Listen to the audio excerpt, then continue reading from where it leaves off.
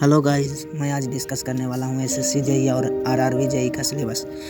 तो SSC JE का जो सिलेबस होता है वो मैकेनिकल और इलेक्ट्रिकल और सिविल का तीनों का डिस्कस करेंगे हम वीडियो में। तो पहले मैकेनिकल का डिस्कस कर रहा हूँ, जिसमें मैकेनिकल का जो एग्ज़ाम होता है वो 2 स्टेप में होता है। पहला CBT 1 होता है, फिर दूसरा CBT 2 होता है। तो CBT 1 में जो सब्जेक्ट आते हैं वो है रीजनिंग और जनरल अवेयरनेस और टेक्निकल के पेपर आते हैं, जिसमें मैकेनिकल, इलेक्ट्रिकल और सिविल तीनों का टेक्निकल होता है, 100 मार्क्स का होता है और 50 मार्क्स का जनरल अवेयरनेस से आता है और 50 मार्क्स का रीजनिंग से आता है क्वेश्चन। इसमें मेन फोकस आपको करना पड़ेगा जो कि है टेक्निकल पेपर होता है, जो 100 नंबर का होता है और वेरी इंपॉर्टेंट पेपर होता है। इसमें आपको ध्यान देना पड़ेगा थ्योरी ऑफ मशीन पर, आईसी इंजन, और उसके बाद फिर आपका हो गया थर्मोडायनेमिक्स। ये सब जो पेपर है बहुत इंपॉर्टेंट पेपर है। इंजीनियरिंग मैकेनिक्स हो गया, फ्लूइड मैकेनिक्स हो गया, उसके बाद फिर आपका थर्मल पावर प्लांट हो गया। ये सब पर आपको ज़्यादातर फोकस करना होगा। और ये रेफ्रिजरेशन सिस्टम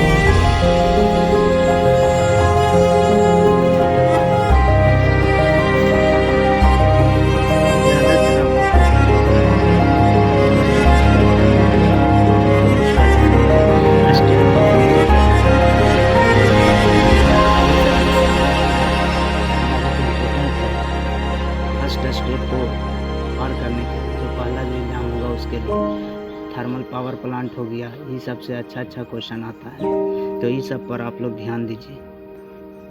कुछ क्वेश्चन इंडस्ट्रियल इंजीनियरिंग से आता है, तो वो 5-6 क्वेश्चन उससे आएगा। प्रोडक्शन इंजीनियरिंग से 5-6 क्वेश्चन आएगा, वो सब पर लास्ट में आप ध्यान दे दीजिएगा। लेकिन जो थर्मल पावर प्लांट्स है, इससे क्वेश्चन अच्छा खासा आता है। थर्मोडायनेमिक्स से अच्छा आता है क्वेश्चन, आईसी इंजन से क्वेश्चन आएगा आपका, रेफ्रिजरेशन एयर कंडीशनर से आएगा। कुछ मैकेनिक्स पढ़ लीजिएगा आप लोग, और कुछ स्ट्रेंथ ऑफ मटेरियल जो कि प्रैक्टिकली क्वेश्चन इससे आता है, तो इस पर आप लोग ध्यान दीजिएगा, जो कि मैकेनिकल वाले स्टूडेंट के लिए बहुत इम्पोर्टेंट है।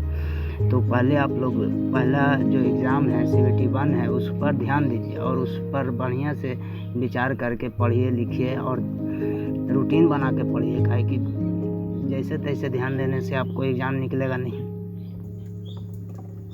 हम बात करने वाले हैं इलेक्ट्रिकल वालों की, जिसमें उनको जो पढ़ना पड़ता है CBT 1 में वो है, पहला आपको रीजनिंग पढ़ना पड़ेगा, उसके बाद जनरल अवेयरनेस पढ़ना पड़ेगा जो कि 50 मार्क्स का होता है और ये भी 50 मार्क्स का होता है।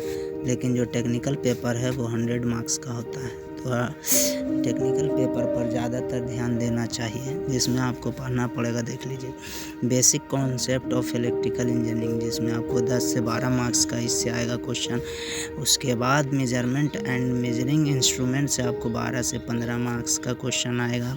General transmission and distribution system से आएगा क्वेश्चन आपको 12 से 15 मार्क्स का। उसके बाद एस्टिमेशन एंड कॉस्टिंग से आपको 7 से 8 मार्क्स का क्वेश्चन आएगा।